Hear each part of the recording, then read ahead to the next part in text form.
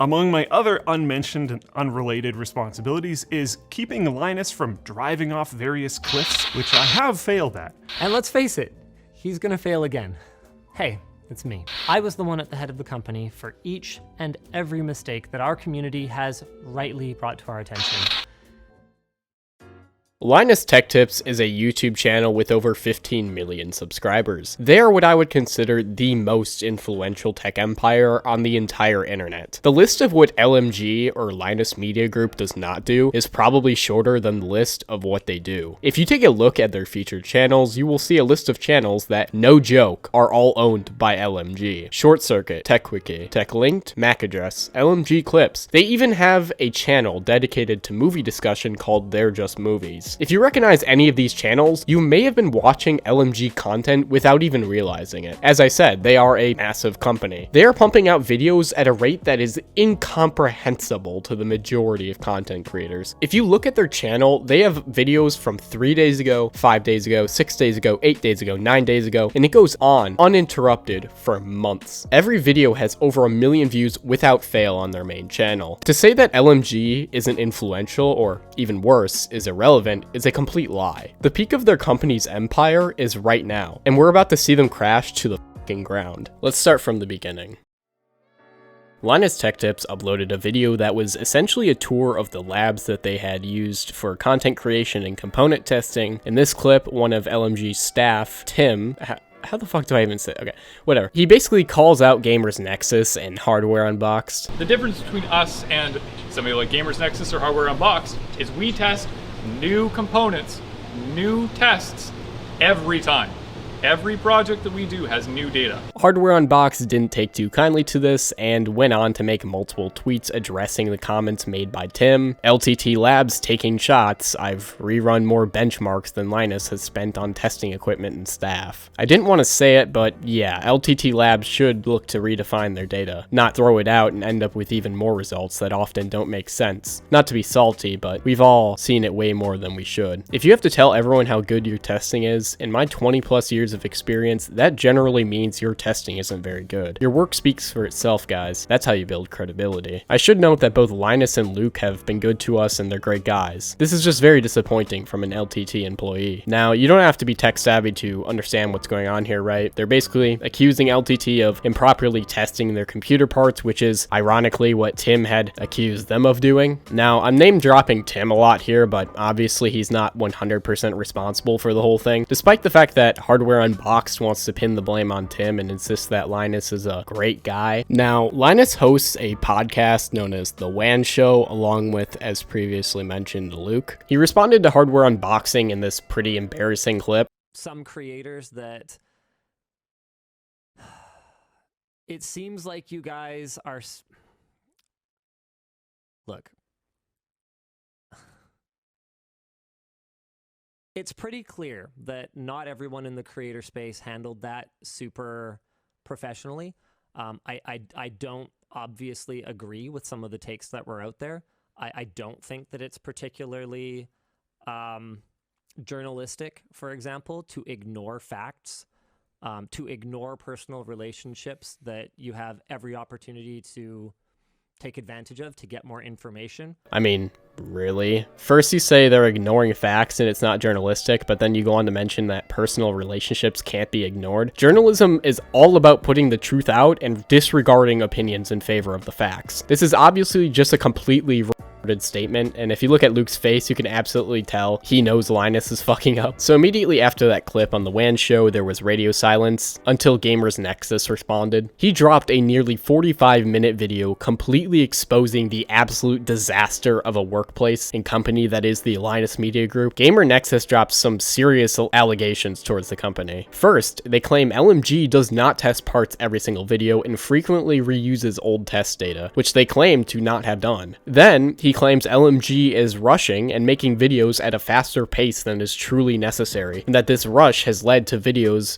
being at best inaccurate and at worst total misinformation. Take this video for example, where he used a water cooling block on the wrong fucking GPU. If you don't know, water cooling for GPUs is very dependent on the fact that you buy the right water block for the right GPU, right? For the right model. Now, if you're not familiar with tech, you could be forgiven for not understanding this, but LMG is a tech company. You know, this is basic computer hardware 101 stuff. And they even have the audacity to make fun of the product, even though they were using it for the wrong fucking part. Keep in mind, this is supposed to be the most credible, most popular tech review business on the entire internet, and they can't even be bothered to have a little bit of integrity. Another thing brought up in the video is how allegedly almost every hardware test they do is pretty inaccurate. If you look at the timestamps, apparently they've improperly tested GPUs, CPU coolers, CPUs, PSUs, all the works. Now, I'm not going to sit here and do a play-by-play of what is discussed because obviously the video's out there, but I really think what is addressed in the video is necessary to understand the situation. The last thing I want to touch up on is their horrendous review of the Ponage mouse. Remember when I mentioned that Short Circuit was a channel that was owned by Linus Media Group? Well, they uploaded an unboxing/review of the so-called Ponage mouse. Usually when you would like to buy a tech product, you're going to look up online and see some reviews or unboxings beforehand, right? Well, imagine looking up the mouse, clicking on the video, and they say this.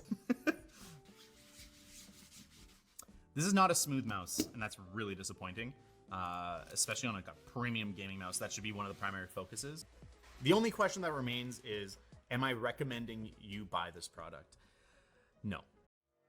So here they're basically writing off the mouse by saying it's disappointing and not smooth. Now, get this, right? They didn't even take the time to take the tape off the mouse. I am not kidding. These are full-grown men who do tech reviews as a living, and they rushed a video out so quickly, they didn't even take the time to remove the protective tape on the feet of the mouse. That's why there was friction. That's why it wasn't smooth. It was because they literally didn't even finish unboxing it before writing it off. They uploaded the video, and the company who manufactured the mouse contacted them and alerted the team that it was inaccurate, right? Almost to a malicious degree. And what was their response to this on the WAN show? The issue here is that our initial correction, which was posted, said, hey, no, it is high friction, and we did test it, and there were no films on the feet. The correction he brings up is a pinned comment. I mean, really? Seriously? A pinned comment addressing the inaccuracy is just not enough. In the comment, they mentioned that upon closer inspection, the tape is still on the feet when David tested it in the video. They do mention editing out the video portion, including the complaints, but it was honestly too little, too late. The video is still going to be up, despite the fact that everyone involved recorded the entire video under the impression that the product was not good. Right below that, whoever is running this account took the opportunity to blame Ponage for not having a pull tab on the plastic, rather than,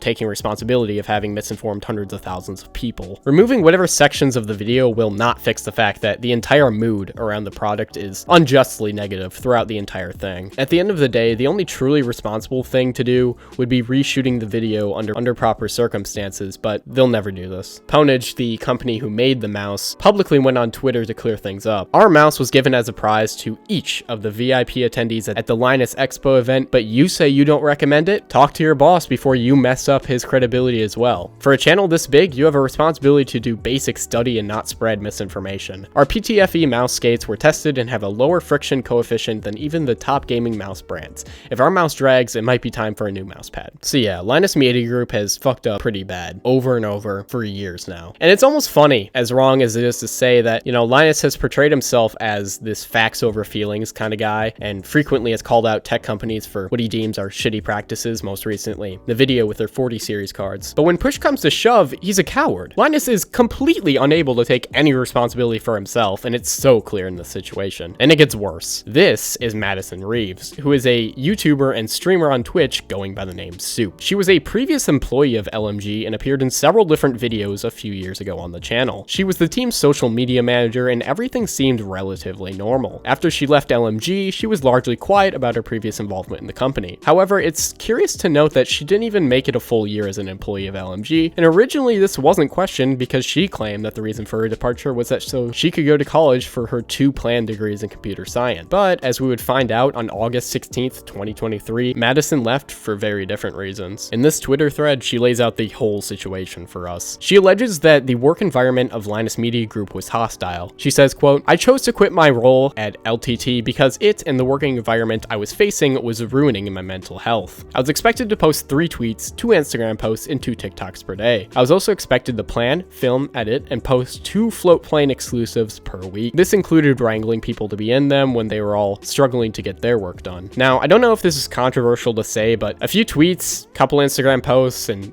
2 1-minute TikToks is not a really hard fucking job. I mean, there are street sweepers in Mexico who would, in an instant, drop everything they have and fly to America to take that job, right? I know it's mean to say this, especially considering what else happened to her and what I'm gonna bring up soon, but she was not overworked, and it's hilarious reading these news articles acting like she was forced into hard labor or some shit, but that's just like not the case at all. But it gets worse. She says, "I was completely belittled by certain members of upper management. My work was called dog shit. I was called incompetent. When I would reach out to my managers and try and get help with these situations, I was told to put on my big girl pants and be more assertive." She continues, "After enough complaints from me, I was pulled into a meeting. In that meeting, the writer's room was pointed to, and I was asked, 'Do you think any of these people have a hard time getting a job?' I said no, and then I was pointed to and asked, 'What about you?' I was scared. I remember asking, 'Are you going to fire me?' And I was laughed at and told to stop being so pessimistic, as if my job and ability hadn't just been vaguely threatened. I was then asked to agree to a verbal no drama contract. In this moment, I realized that I was no longer considered part of the team. I was now a threat, being that I was putting up a fuss when I was being unfairly and inappropriately treated. The verbal agreement was a behind-the-scenes warning with no record." Okay, now I'm going to shut the music off real quick because I want to get serious for a second. I have personally dealt with bad bosses, bad managers specifically. Her experience is real. I worked for a company probably 2 years ago now, and it was so small that I was often in contact with the owners, and they basically served the manager role because we didn't have like actual managers. It was a really small company, and it was jointly owned. There was 2 different owners, but my point is, though, I brought up issues to my boss, who was one of the owners, about how I was being treated poorly by several coworkers. And after this, he pulled me into the office and forced me to verbally agreed to not be involved with drama, even though, I had brought up the issues myself, and he hadn't even talked to the coworkers in question yet. The next day, I showed up for my shift, and I was fired on the spot and told to go home. Why? Because after talking to 2 of the coworkers, he decided he would rather fire me than try and fix the actual underlying problems.